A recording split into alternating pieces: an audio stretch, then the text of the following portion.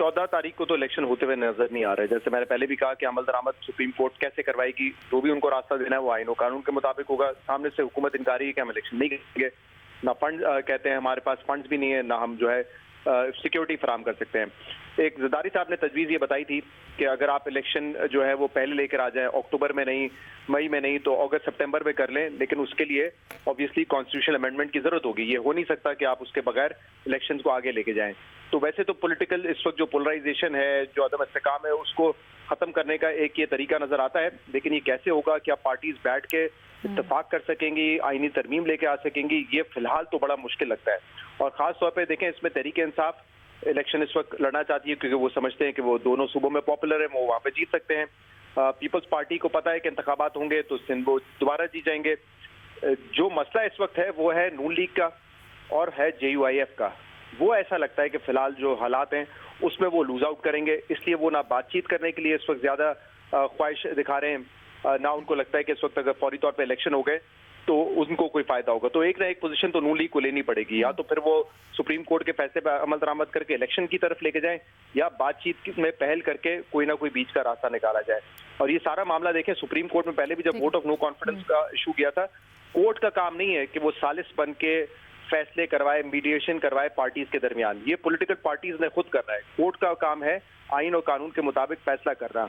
लेकिन अलीना, जो इस वक्त खतरनाक बात है, यहाँ पे तमाम लोग इसी तरीके से सोच रहे हैं, पार्टीज इस तरह सोच रही है कि इस वक्त हम जीत सकते हैं तो इलेक्शन करवा दें, हम नहीं जीत सकते तो इलेक्शन ना करवाएं। लेकिन आप ये सोचें, ये कितनी खतरनाक एक बुनियाद हम कायम करने चाहते हैं एक ऐसे मुल्क में जहाँ पे पहले ही हमने लेबोरेटरी लगा रखी है एक्सपेरिमेंट्स की।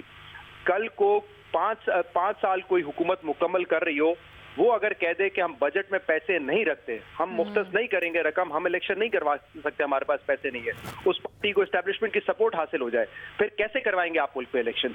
तो ये जो इस वक्त सोच है कि ठीक है तो इलेक्शन को मुलतवी कर दे। खास तौर पे जो कुछ वज़रा आके PMLN के ये बात कर रहे हैं कि अक्टूबर में भी हम गारंटी नहीं कर सकते, ये बड़ी खतरनाक तरफ लेके जाएंगे, क्योंकि कल को ये एक रास्ता मिल जाएगा जिसमें कोई भी पॉलिटिकल पार्टी उठ के कह दे कि हमने नहीं करवाना, हमने बजट में पैसे नहीं रखे। आपकी प्रिंसिपल पोजीशन क्या है? क्या अगर इसके ऊपर मुज़ाकरात होते हैं कि जी एक दिन कर लें, इंतखाबात आईनी तरमीम कर दें, तो आपको लगता है कि ये हो जाना चाहिए, या ये जो हमारा स्कीम ऑफ पूरा का पूरा सिस्टम है उसके खिलाफ है? अगर तो नहीं, मेरे ख्याल से वैसे तो ऑब्वियसली होना ये चाहिए था कि 90 दिन के अंदर इंतखाबात हो जाएं, जो सूबाई असेंबलियों में होने हैं। 90 दिन के अंदर आईनी तरीका यही है, लेकिन मैंने आपसे कहा अब तो वो होते हुए नजर आ नहीं रहे ना। 14 तारीख को कैसे तो फिर अब चीजों को आगे चलाने के लिए नहीं हो रहे, तो फिर अमेंडमेंट करके ही कानूनी रास्ता निकालना पड़ेगा, जो सियासतदानों को निकालने की जरूरत है। साहब, क्या ये एक और आइडियली पाकिस्तान में जिस तरह केयरटेकर सेटअप का निजाम है, उसमें होना तो यही चाहिए कि पूरे मुल्क में इलेक्शन हो, लेकिन आपका आइन आपको बाइंड नहीं करता। उस दिन जो आजम नजीर तारक साहब ने भी बात की थी, पूरी स्कीम को आप देखें तो उसमें ये नहीं है कि एक वक्त में इलेक्शन के अलग अलग इलेक्शन हो सकते हैं, बिल्कुल हो सकते हैं। ये इख्तियार सूबे के वजीर आला के पास है कि वो असेंबली तोड़ सकता है और 90 दिन के अंदर इंतखाबात हो सकते हैं।